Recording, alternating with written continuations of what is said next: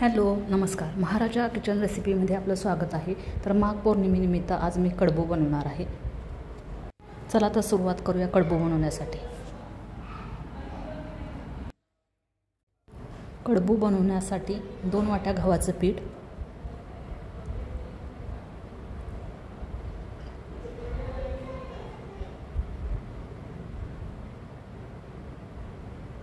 एक वाटी रवा,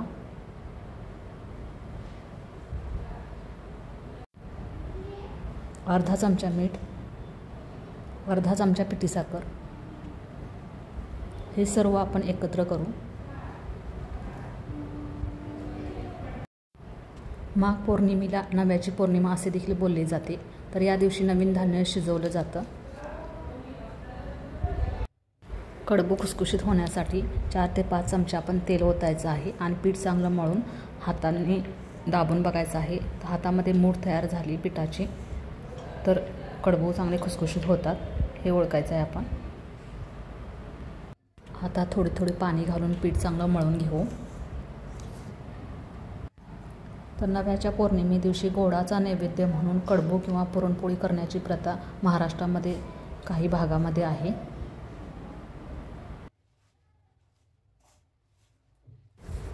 गव्हाच्या पिठाचा डोहा मऊ मुलायम मळून घेणे।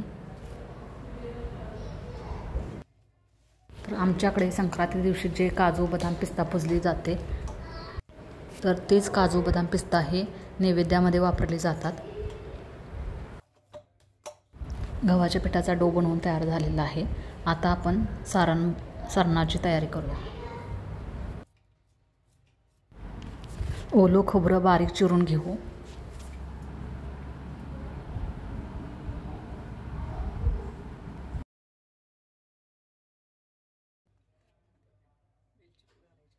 अर्धा चमचा वेलची, अर्धी वाटी साखर, हे सर्व मिक्सरला वाटून घेऊ। यानंतर सारणाची तयारी करूया। पॅनमध्ये 2 चमचे तूप घेऊ। तुपामध्ये सर्व ड्रायफ्रूट्स घालून चांगले तेलामध्ये परतवून घेऊ। यामध्ये काजू बदाम मनुके हे चांगले तुपामध्ये परतवून घेऊ। यानंतर यामध्ये मिक्सरला बारीक केलेले खोबरे आणि साखर मिक्स करू। हे सर्व पूर्ण एकजीव होईपर्यंत परतवून घेऊ। सारणाला कलर येण्यासाठी थोडी हळद घालू।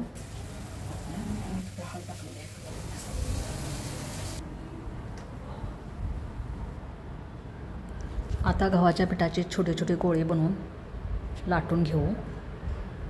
असे सर्व गोळे लाटून घेऊ।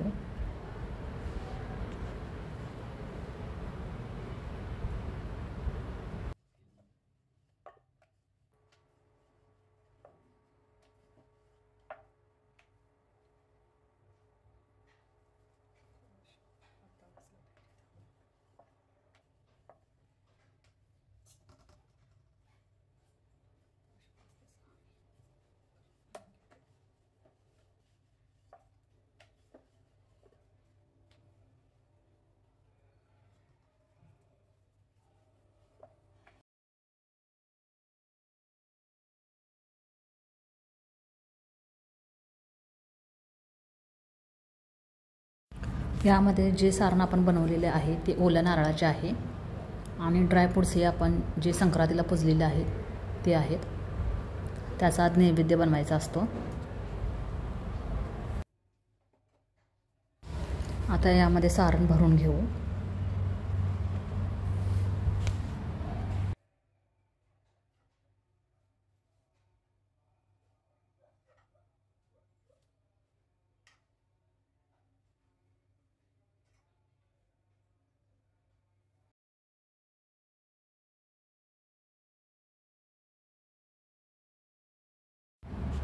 अशा आपण सर्व करंज्या बनवून घ्यायच्या आहेत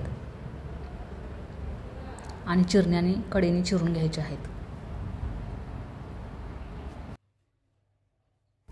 आजच्या दिवशी गव्हाच्या पिठाचे दिवे बनवून देवाला ओवाळलं जातं। तुळशीला देखील ओवाळलं जातं। शेतामधून जे नवीन धान्य येतं त्याचे देखील पूजन केले जाते.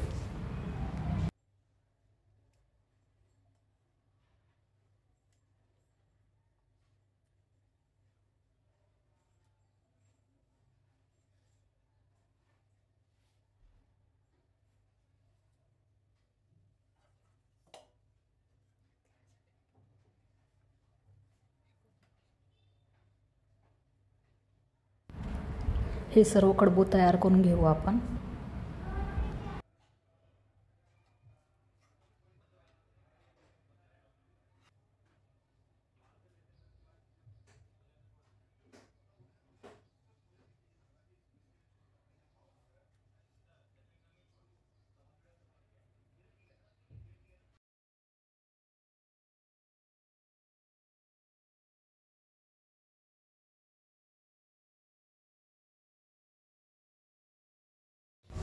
आता तेल तापले का पाहू.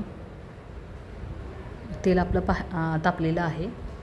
आता यामध्ये आपण करंज्या सोडू. तर यांना ओल्या नारळाच्या करंज्या देखील बोललं जातं.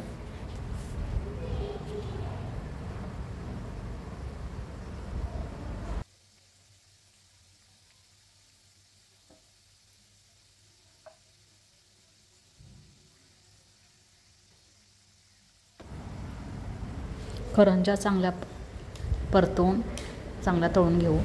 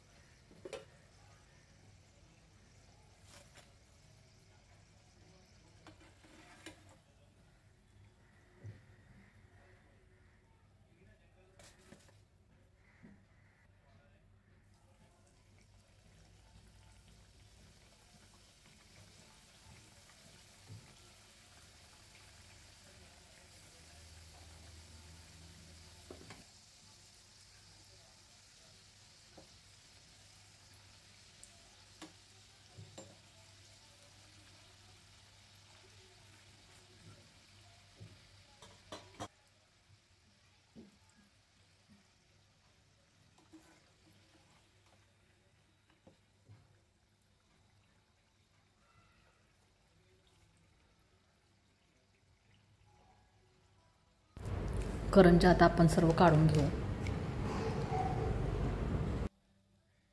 पहा, करंज्या अशा टुम्म फुगलेले आहेत.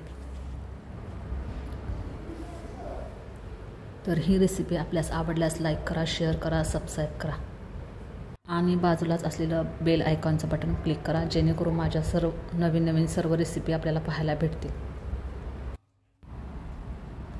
थँक्यू.